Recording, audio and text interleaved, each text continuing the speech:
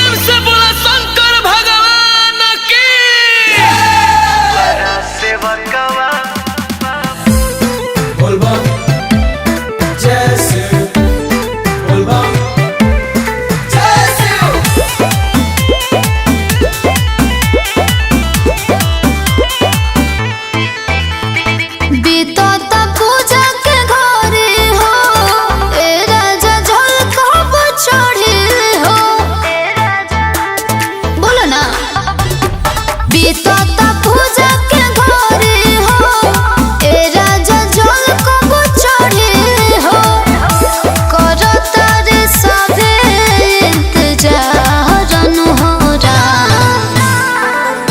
निनिया के मातल बाबा अखियो न खोले हो, दुआरा सेवा कवा बाणे खाड़न हो राम।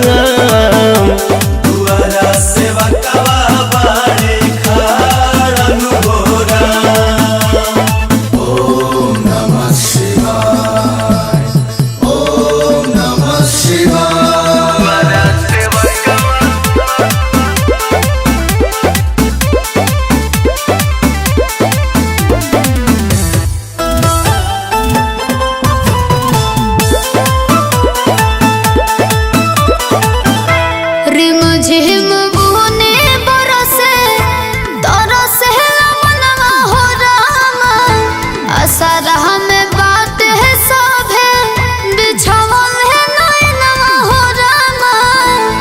धीर धारा धनी जानी कर मन थोड़ कलयर जी बाबा से हाथ जोड़। छने छने लागता पहाड़न हो राम।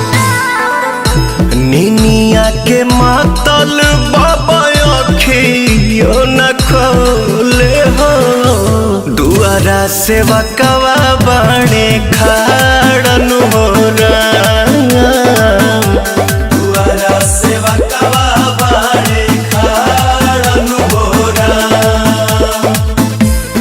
बोल बम जय शिव, बोल बम जय शिव।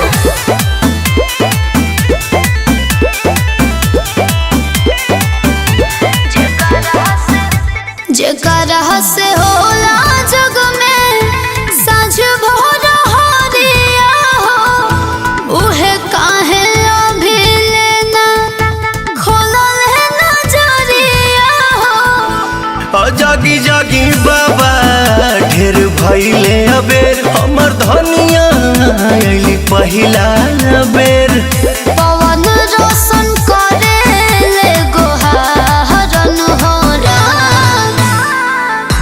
निनिया के मातल बाबा अखियो न खोले हो, दुआरा सेवा कवा बाणे खाड़न हो राम।